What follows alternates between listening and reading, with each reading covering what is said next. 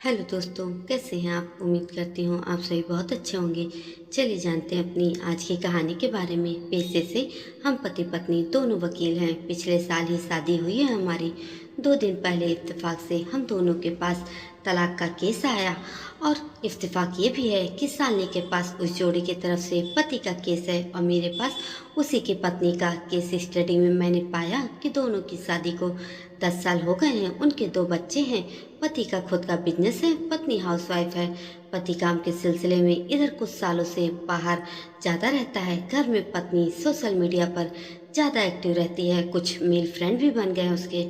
दोनों एक दूसरे पर शक करते हैं। दोनों में अब बहुत ज़्यादा लड़ाइयाँ होनी शुरू हो गई हैं। दोनों ही साथ नहीं रहना चाहते और किसी भी तरह तलाक लेना चाहते हैं, पर बच्चों को दोनों अपने साथ रखना चाहते हैं। इसी वजह से दोनों ने अपनी अपनी तरफ से हम दोनों को वकील रखा है। कल पहले मेरी पत्नी गई थी उनके घर और शाम को मैं भी। तब मेरी पत्नी ने भी महसूस किया कि बच्चे दोनों के बगैर नहीं रह सकते।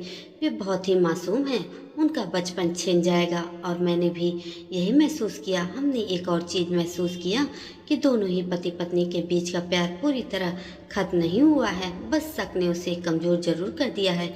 आज मेरी पत्नी उस क्लाइंट के ऑफिस में है और ठीक उसी समय मैं भी मौजूद हूँ उसकी पत्नी के साथ उसके घर में।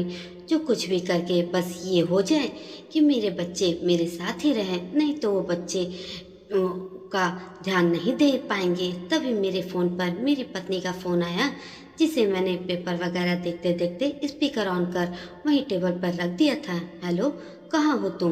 मैं अपने एक ज़रूरी क्लाइंट के साथ हूँ। अच्छा, और वो तुम्हारी क्लाइंट फिर से कोई लेडी ही होंगी, है ना। क्यों, सही कहा ना मैंने। ये क्या बकवास है, बेवजह कितना शक करती हो तुम। और यही सवाल अगर मैं करूँ कि तुम कहाँ हो और किसके साथ हो, तो हमने प्लानिंग के हिसाब से एक दूसरे से झगड़ा शुरू कर दिया।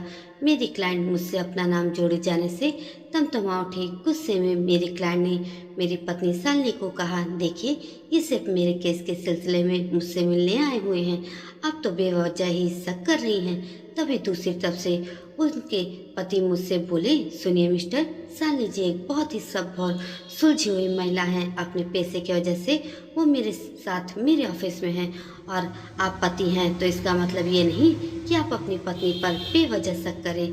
तब मेरे चेहरे पर एक मुस्कान खिल गई। बिल्कुल सही कहा सर आपने।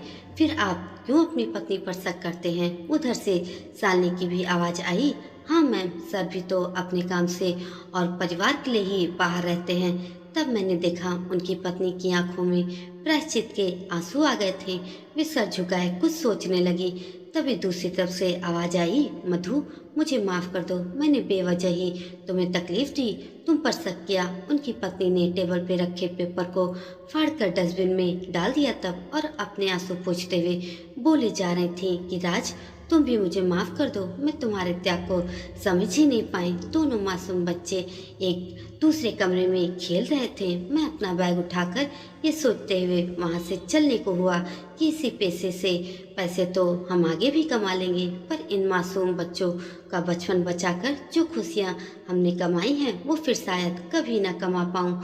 दरवाजे पर ही था कि मुझे उनकी पत्नी की आवाज़ आई, सर, आपकी बाकी की कुछ फीस। मैंने पलटकर हंसते हुए कहा, इन प्यारे मासूम बच्चों की खिलखिलाहट ही मेरी बाकी की फीस है मैम।